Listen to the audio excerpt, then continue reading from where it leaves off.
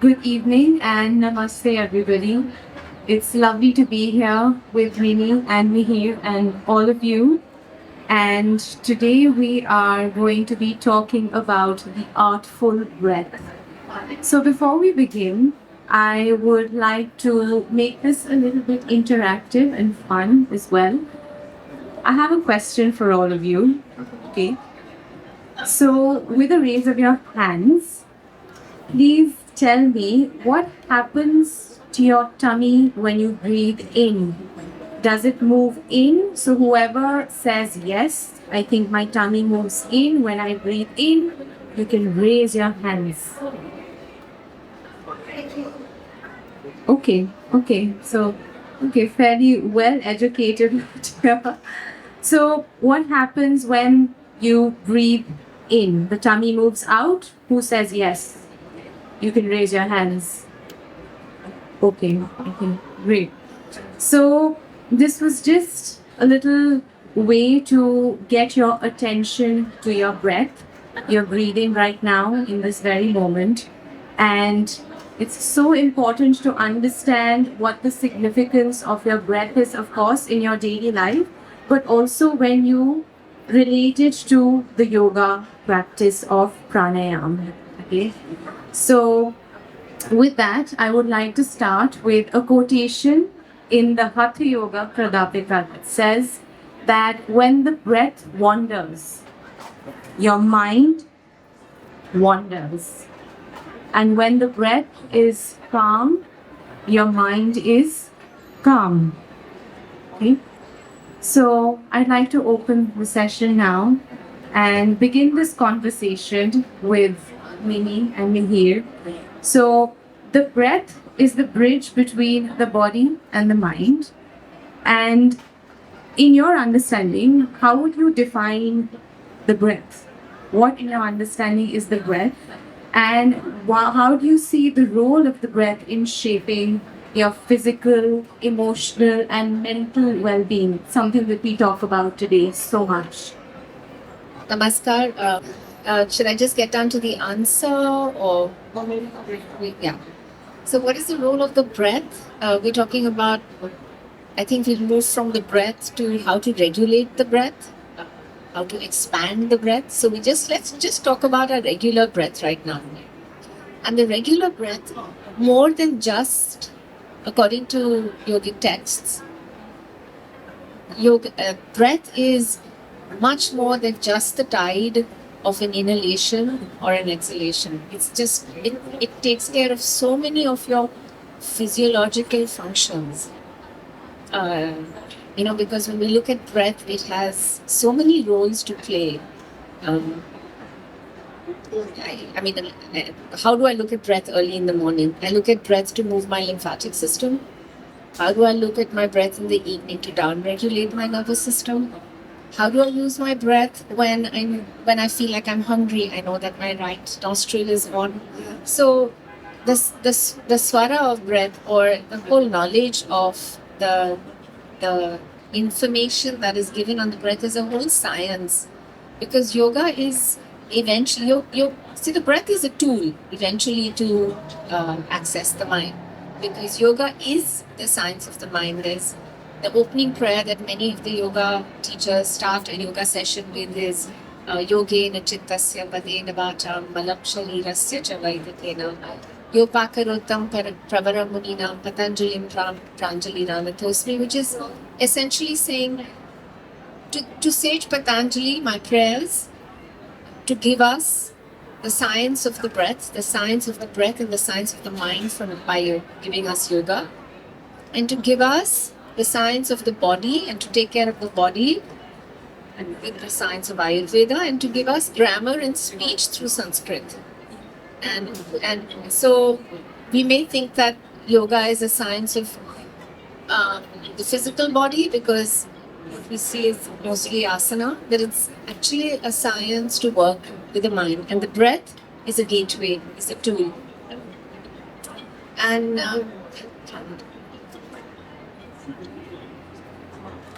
to add on to what Mini said, the breath is something that connects the physical the mental and the emotional. So she said that she starts, which I really like, she starts the morning with using the breath to clear out the lymphatic system, using the breath in the day to focus the mind, perhaps to get some work done, and then using the same breath in the evening to down-regulate the nervous system.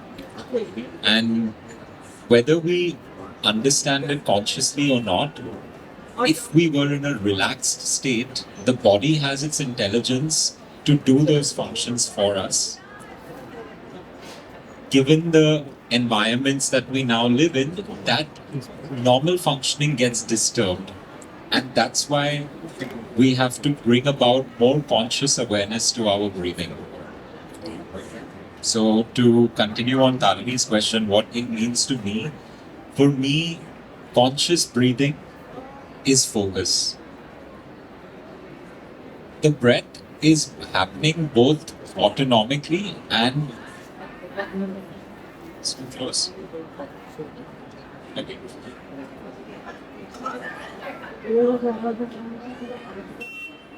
Is this better? So the breath is a function of the body that happens both voluntarily and autonomically. Right now, when Tarani invited us to feel the abdomen or feel the belly going in or out as you breathe, you became more conscious of your breathing. Conscious breathing exercises the different organs of the breath. The diaphragm, the lungs, the respiratory system starts working in a more functional way. Unconscious breathing has more chances to be affected by your mood, by your emotion, by the environment, by posture. So as I said, for me, conscious, when I hear breath, a lot of times I will sit upright. Even if I'm not breathing, if I'm in my, I have a pranayama teacher, we both know Harsh, very loving person. The minute I hear his voice now, I sit upright and I become more aware of my breathing. So just to try it out, I invite all of you for this session.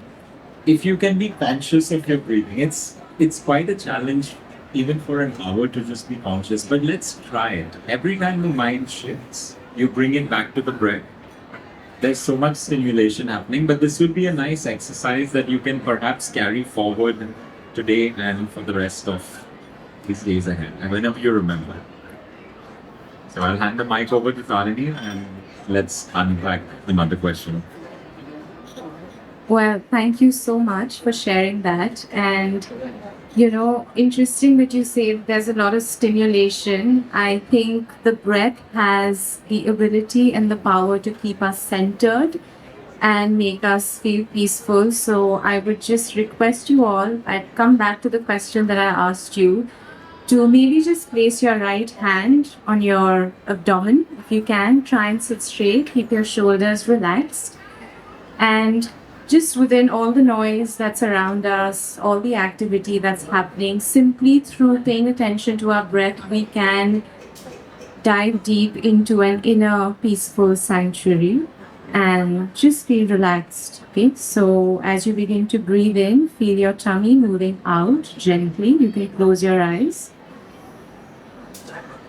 And gently exhale through the nose, and you feel your tummy falling back into place.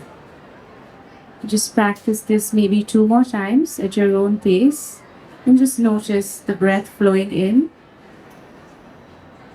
and the breath flowing out. So within activity, finding stillness through your breath is very possible. And you can very gently, I know some of us may not feel like, but you can just very gently open your eyes and continue to take nice deep breaths, like Mihir was saying, conscious breathing. Okay, so now that we talk about breath and using the breath as a tool, the breath is the essence of life, right? Like if you're not breathing, what happens? you're not here. So the breath is the essence of life and also known as prana. So there is a hidden intelligence in your breath. So another question for you guys is that what was your personal aha moment when you realized the true power of conscious breathing?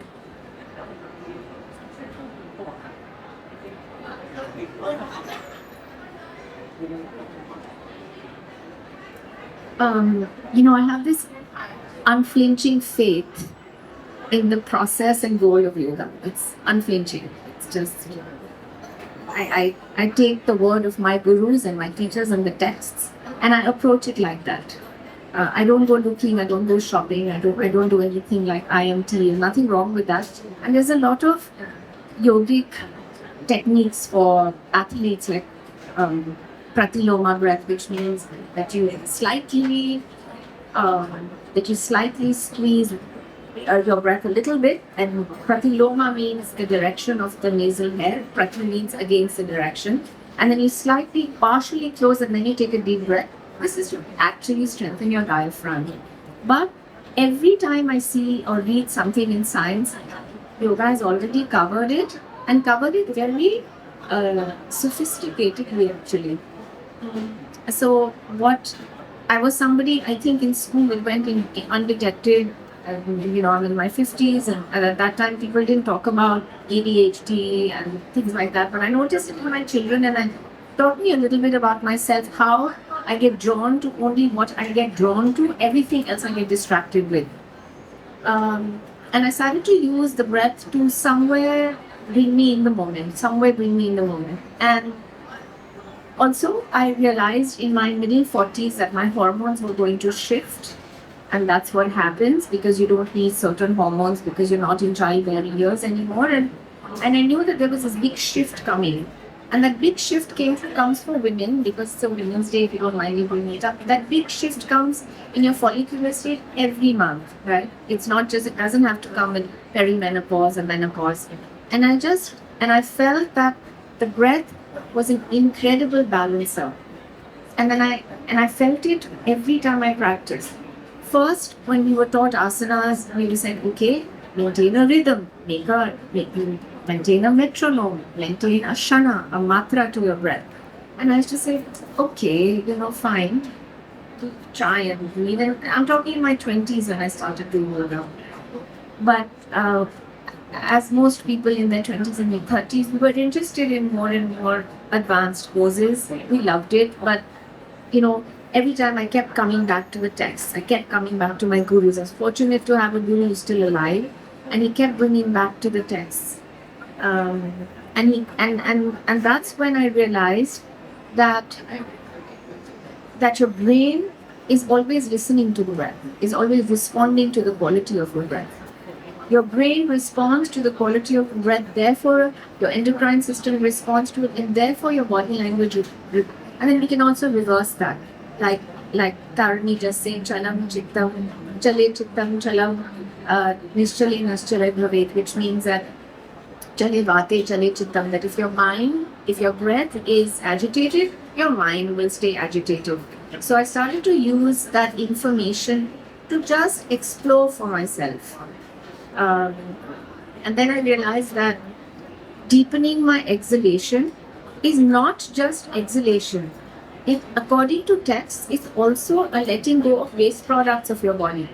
And when you say waste products of the body, things that lie in your, say, cerebral cortex, the part of the brain stem, the medulla at the back of the brain stem, that senses the rhythm of your breath. And once the rhythm of the breath changes, because we're always using ancillary muscles of our neck, we're never using our primary muscles of our diaphragm and our ribcage and our abdomen, which is why Tarani keeps bringing us back to our abdomen. These are our primary breathing muscles, the diaphragm and the intercostal muscles. They're supposed to have this elastic recoil. The diaphragm is supposed to continuously move. The diaphragm is not supposed to be thick and rigid. It's supposed to be pliable. And that is where the magic happens. And I started to come back to, I felt like I was ready, mentally ready, physically also ready. I take, it's always said that you approach pranayam in a systematic way. Because if you sit down with a lot of rajas, a lot of tension in your muscles, your mind will fight back and you say, pranayam's not with me. And that's exactly what I'm guilty of that. That must have happened with me in my 20s because there was way too much tension. We were eating everything. We were never sleeping according to our circadian rhythms. Just not. We were not really. I was slowly getting into the yogic life. I wasn't forcing. The asanas was helping me get into a yogic life, and therefore my habits were changing. Luckily, my samskaras, my patterns, my loops were changing. But then I realized I was never really in my pranayam using my diaphragm. I was busy doing one leg poses, Nataraj asanas, all of that. But was I really using that most important muscle that houses the most important cranial nerve of your body, the vagus nerve, the 10th cranial nerve, which actually takes care of your parasympathetic nervous system, that actually brings you here and now. Everything that nature has made, it's made it with so much care and so much attention that it all ties in. And I felt like there was a piece in my asana practice missing, and that was my breath, and that was my diaphragm, my rib cage, and I started to then take care of posture muscle. I started to take care of making space in my torso. I started to look after things like even my ancillary muscles, which, when you're in fight and fleet, these are the muscles that breathe. It's nice for some time. It gets your job done, but it's not sustainable to do all the time. And we just realized teaching people, watching people's breath, asking people to expand the breath, lots of, fit or people who were really came to yoga class with you and were supposedly very conscious of their, fitness regimes, were not being able to expand the breath. And then I realized that there was so much unfolding. There were so many conditions that were unfolding. And then I realized that really the elixir, the panacea, the whatever you may call it, is really the breath. And the breath, your question.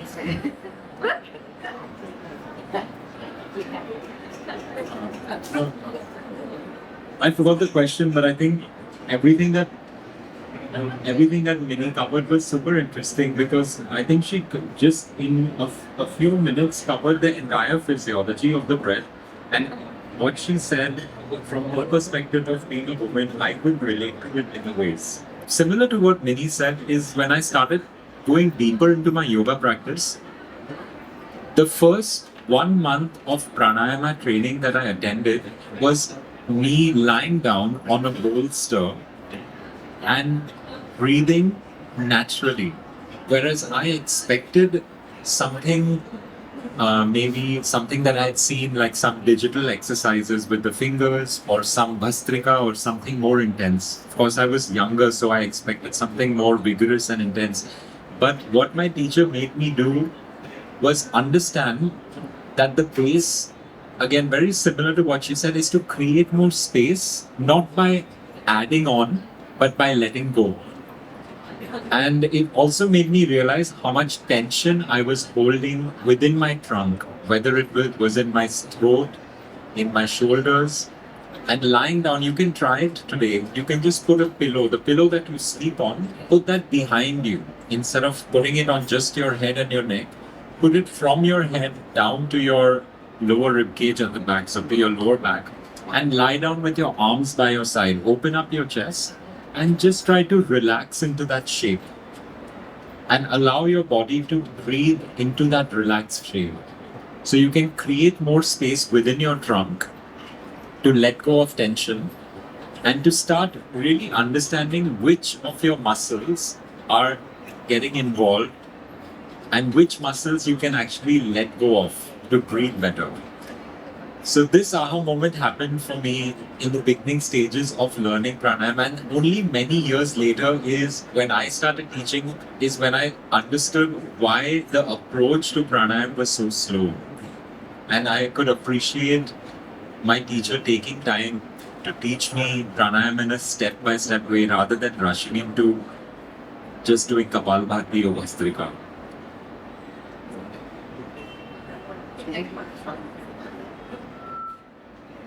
So yes, coming back to the aha moment,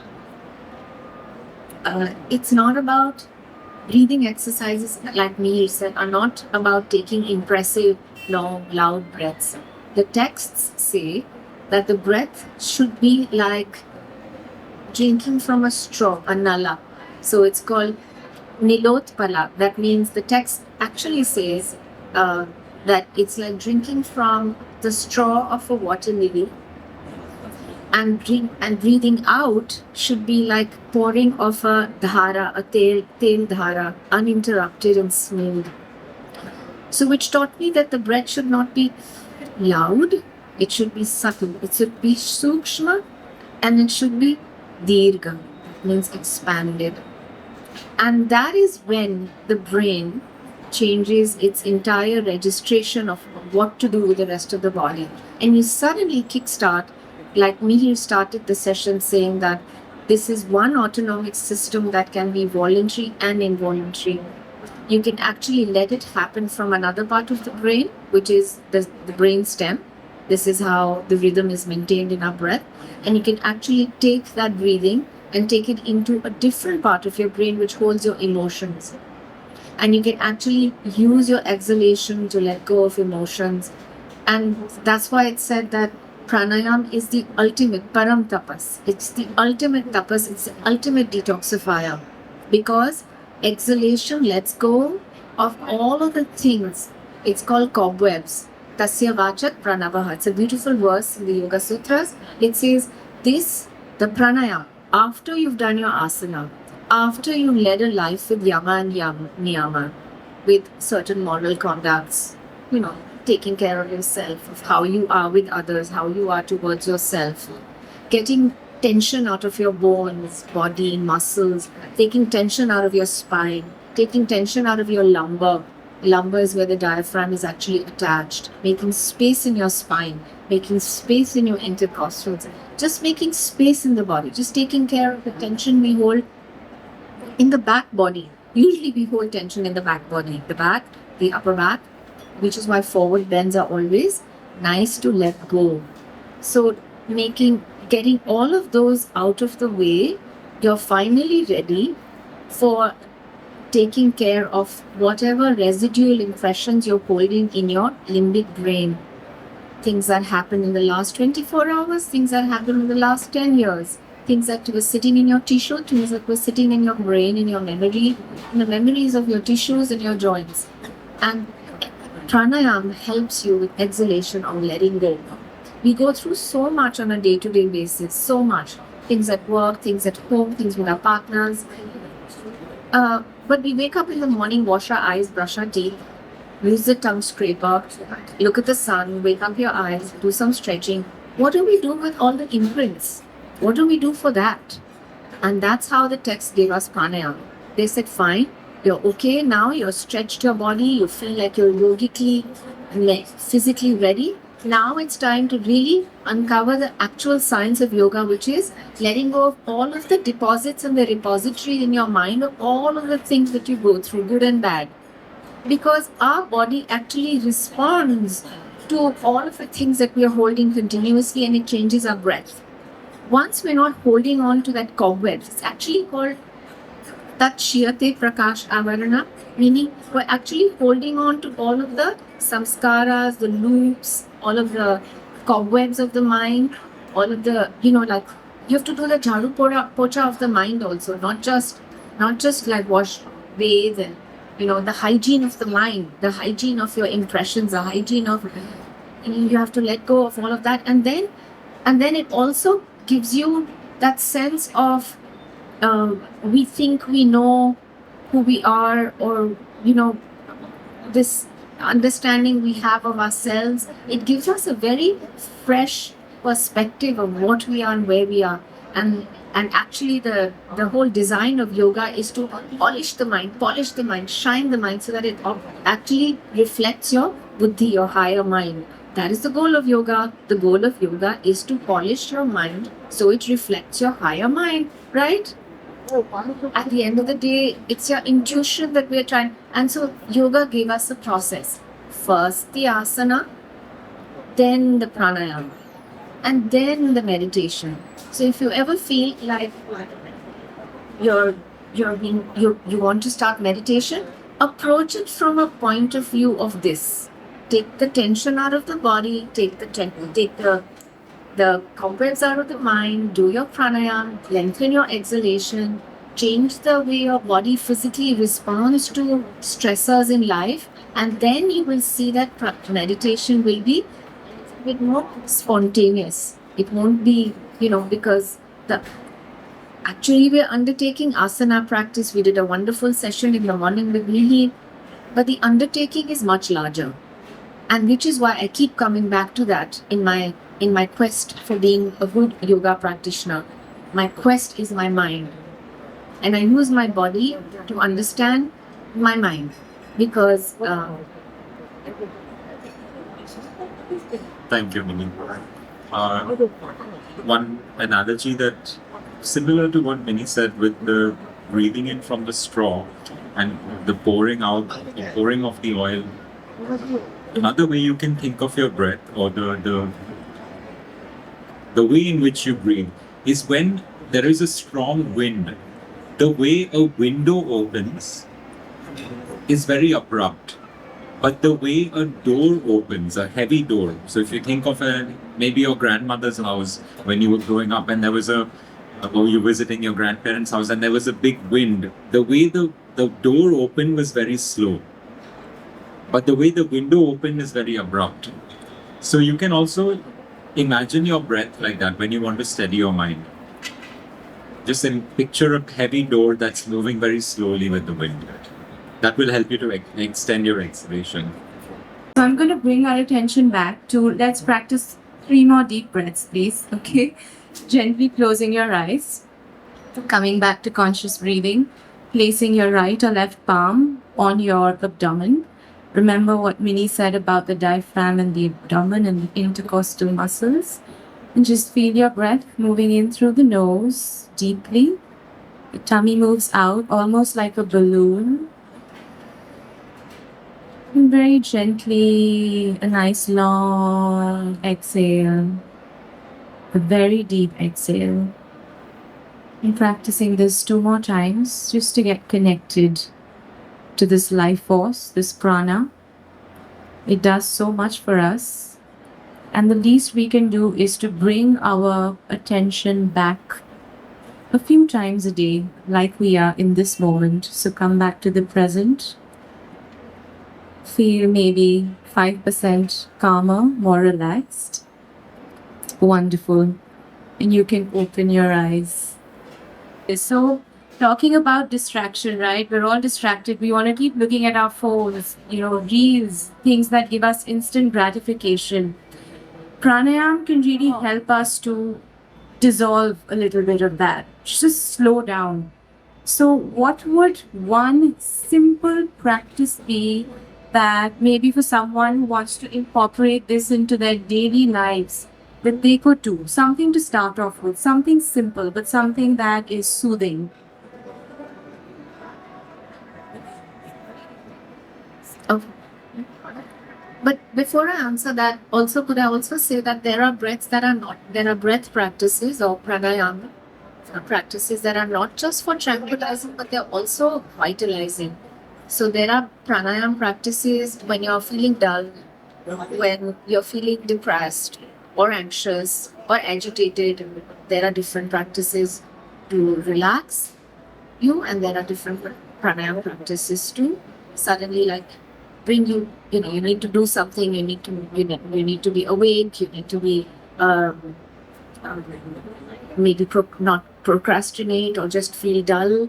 Too much heaviness in the system. But there are tranquilizing and vitalizing pranayams. But your question was for a relaxing pranayama? Okay. Yeah. Yes. Yeah. So when we think of an asana, when we think of yoga, one of the first two things I'll cover, not the rest. This is something I just look at yoga like that, not something I read. I just thought of it myself. That's how I approach a wholesome yoga class. Is you need certain things to be ticked off. The first thing that needs to be ticked off is stillness. You need to have a huge component of stillness in your yoga session. It could be a pranayam session, it could be a stretch session. You need to have stillness because that is the only way to counter overactivity in the body. Because we're always in a sympathetic arousal, constantly responding, reacting mode all the time. So we need that stillness. It could be in a held posture. In fact, there are some asanas which are given to us under the category of Vaset. Vaset means the gurus, and of course that information, we're still trying to, there's so much information, even no matter how many years you've been practicing yoga, there's so much information that there are certain asanas that were designed to be held. And when they were meant to be held, you're meant to then let your breath slow down into a beautiful a rhythm, swara. And so the first thing I would say, when you tend to be chest breathers or we breathe like little rabbits because we're never using the lower lobes of the lungs, and we're supposed to use the lower lobes of the lungs. Why? Because that is the area of your lung which is the most oxygen rich, which is the most blood rich. So if you don't breathe down to the base of your lungs, the lower lobes of your lungs, using the diaphragm, you will never oxygenate as much as you could. So most of the breathing, the oxygenation, the gaseous exchange happens when you breathe to the lower lobes of the lungs. In fact, the diaphragm is that one muscle that separates all the organs below and all the organs above. The heart, the lungs, and below that, the esophagus, and below that, your gallbladder, your pancreas, your liver. So once the diaphragm moves, it massages all of these organs I named and a lot more. So there is that state of homeostasis that we maintain by just sitting down few times a day and just breathing down to our lower belly. The premise and the roots of yogic breathing is breathing to your lower belly, is breathing down to the bottom of the lungs and emptying. And then we go into the next set of pranayama, which is empty and pausing. It's the pause also, which is gati vichhed. It means it's the pause where the magic unfolds.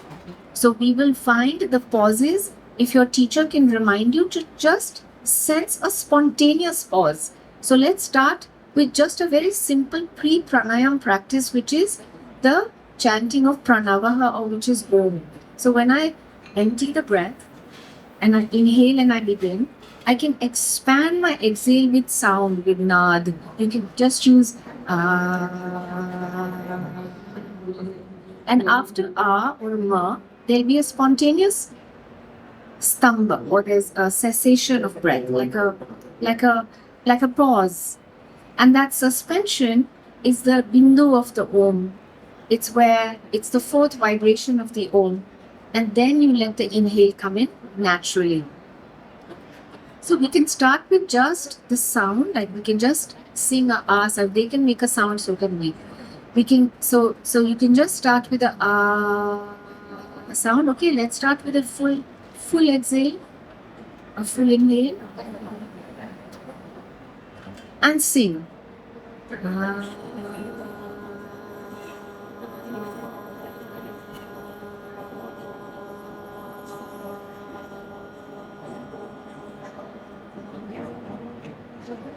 Don't forget to pause and let the inhale spontaneously come in. And the next one you can do ma.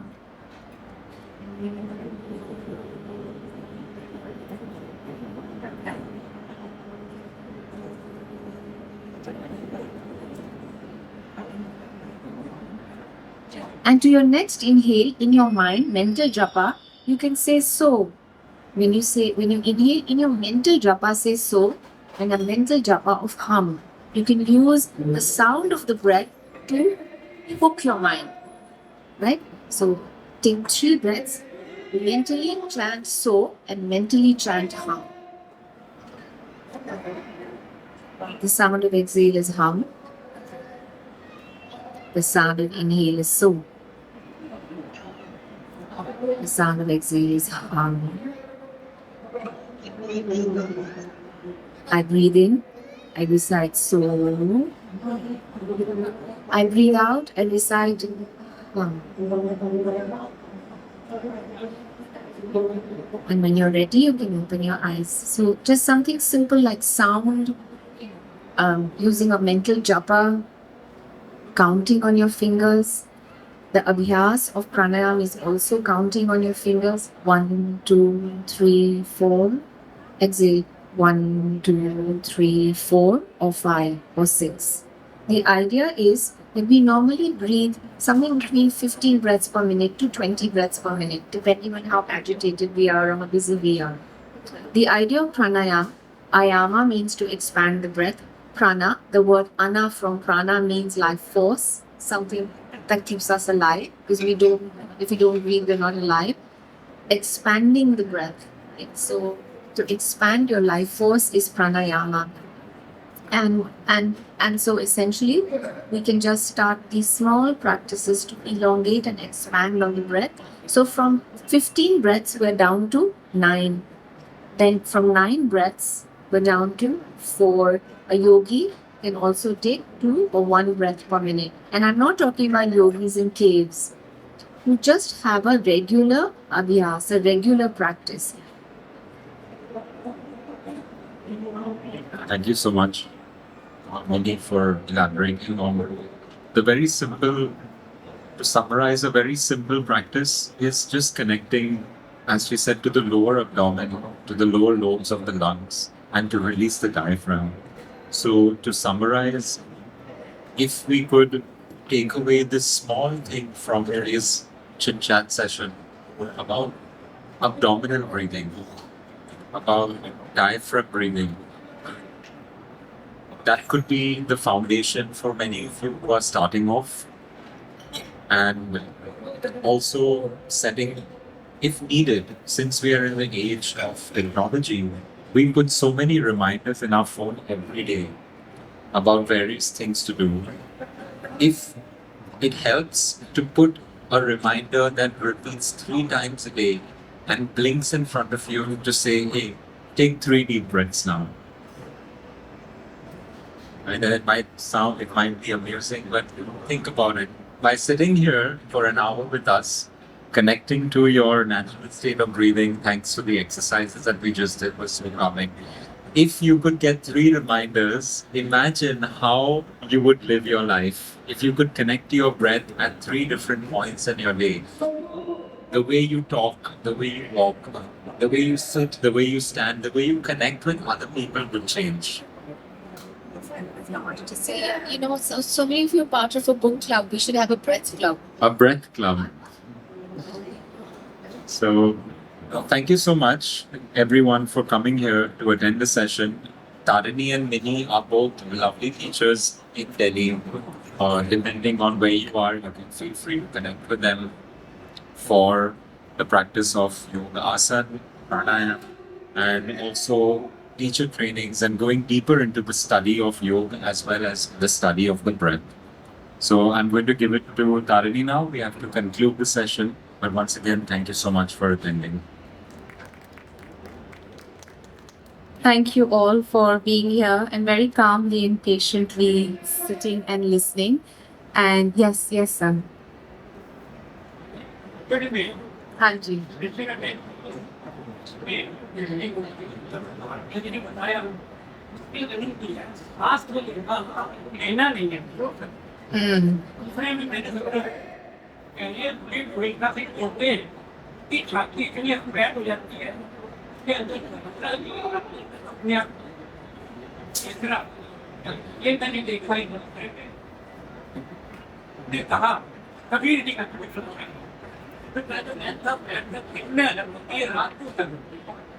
Yes.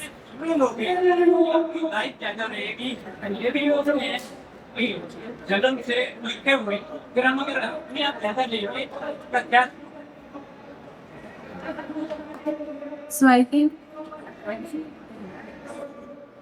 We can just look at different animals. Like Minnie said, the rabbit, for example, right?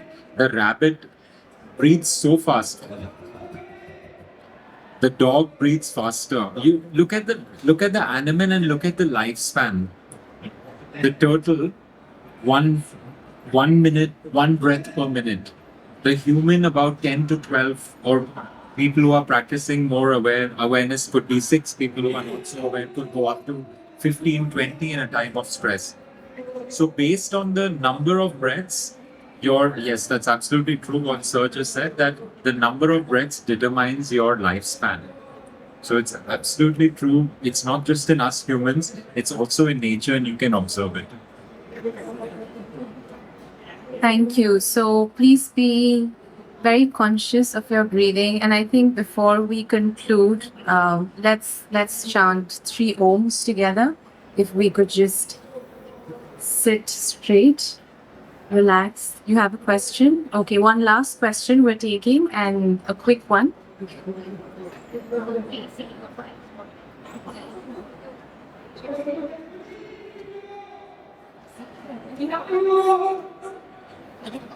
Hi, I have a question. It's related to water.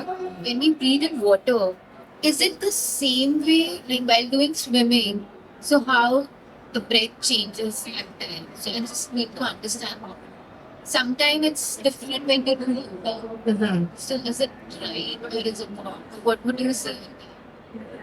There is an inhalation and an exhalation that has to happen even while you're swimming, and that's why you come up, you take a breath, and then you go back into the water, right? So that inflow and outflow has to continue. The same way like when we do breath sometimes. Yes, but Sometimes we do it from the lungs. correct, correct. Is it fine? Like, No, that is fine because there is a science to it. When it comes to swimming, the water provides some resistance. So if you take a when you come out, you take a breath and you go down, the water naturally provides some resistance. So it does oftentimes help to slow down the exhale. However, it's very difficult to breathe through the nose when you come up. Because if you try to breathe I don't know how many of you are swimming, but when you come out, if you try to take a breath through the nose, a lot of times water goes in with. So the body is intelligent enough to then breathe from the mouth. It's not wrong. It's an unnatural environment for us to exist in. Right? Humans are swimming and we're learning to be in the water, but it's not a very natural environment. So we also learn to adapt to it. But there's nothing wrong in it. You're still taking deep breaths, of course.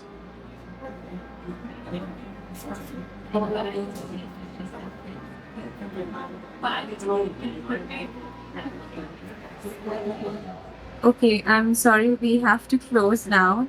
But okay, why don't you go? You were very patient. Yes. Okay, one last question, please. Yeah. Hello, Yes. thank you so much for sharing your knowledge today. I wanted to ask, you're from the Philippines and 10 years in India now, but many Hindi na children. So I'll just That was great, by the way. So I wanted to ask, there are so many people I know and I've seen you who say they practice Mane.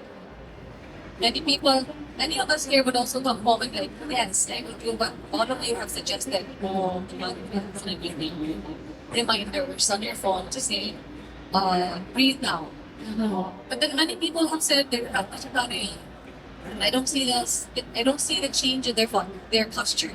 I don't see the change in their energy levels. I don't see the change in mindset as well. So they would be like, I've been practicing Mane now for 4 years, and now I took a break, and then now I practice Mane, and now I will start again. So how do you guys handle this thing? Like, what do you think has gone wrong in this? Okay, I'll just give a very Especially quick answer and then pass it on. Especially the elders. Yeah. Done, again.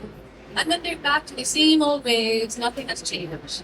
I think it's a very individual. I mean, each individual is different, and of course, pranayam is It's been passed on through thousands of years, but each person takes it differently and practices it in their own way.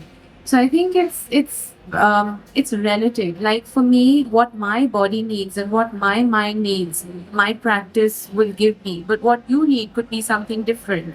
And I don't know if I'm anyone to say that, they've changed or not changed, but we don't know what's going on in their lives internally. But I think these things come with a lot of practice and consistency. And, we want to see these, and especially you spoke about the mind, especially. This is the last and the final thing that I think changes. So it does take time, consistency, and also just dedication towards the practice. Would you like to expand? Thank you. That was a very interesting question, and also helps you to reflect and think about that. Yes, some people say they are practicing yoga for so many years, not just pranayama. Some people are practicing yoga for so many years. Some people are practicing meditation. Some people are going to Vipassana, but they still might have so much anger. They might have so much fear. They might have so many things. Maybe they haven't. Maybe we are, as you said, we are not to judge someone's personal journeys. Maybe they haven't embraced all aspects of the practice. Like Minnie said, it's not just the technique, but it's also the philosophy, the mind, the letting go. So there are multiple attitudes, but there are 4 particular attitudes that are applied to yoga. So not just doing the practice as a practice, but also really embodying the practice with the attitude could be helpful. So if you're are you a yoga teacher and you're trying to ask? From families, yeah. Elderlies, yeah. The mind is not there again, they have their journey, and one of the philosophies of yoga is that maybe their journey is different and it's not from the typical journey that might be in a text. Why they are unstable, why they are unsteady, that's beyond, I think, just the scope of this discussion, because as she said, it's an individual process. But if you want to guide someone from your perspective, maybe you can share a book with them on further knowledge, like Vinny elaborated on some yogic texts, could be Hatha Yoga, Pradipika, could be Yoga Sutras, and they can then perhaps understand the practice on a deeper level. Having said that, the gentleman at the back, Tarani's father, raised his hand up when you said seniors, and seniors will do pranayam. So I think he might have some valuable input, even though we are running short of time. Let's listen to. Yes, please. Let's take one quick question or feedback from Sir.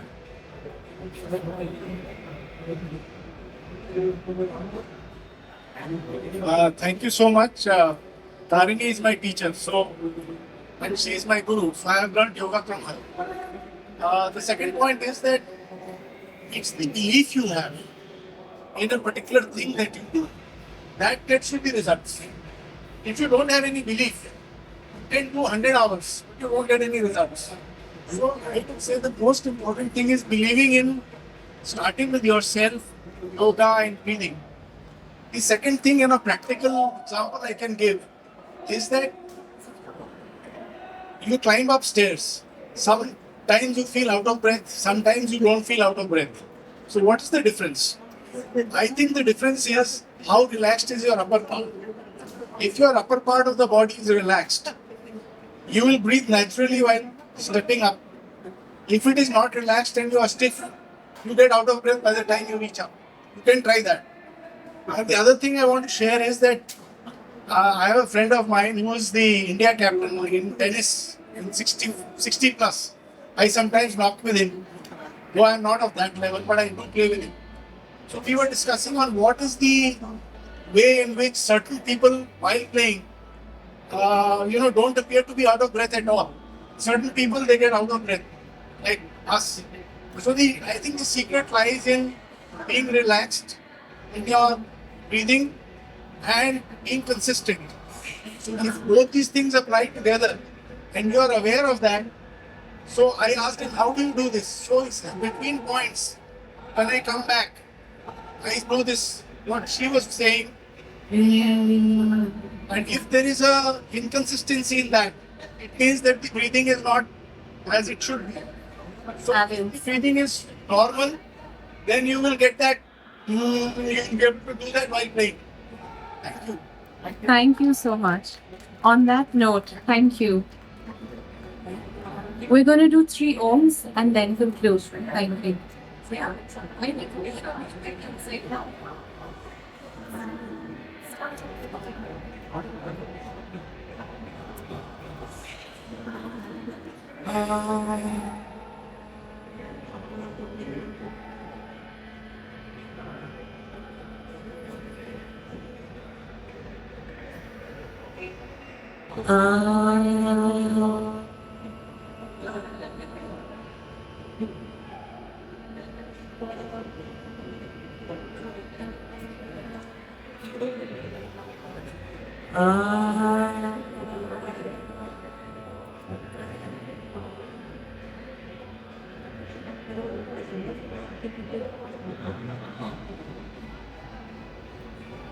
Namaste and thank you everybody. Have a wonderful evening. So we would like to conclude by saying that thank you so much to our speakers, Mr. Mihir Jog, Ms. Vinny Shastri and Tarini Nirula.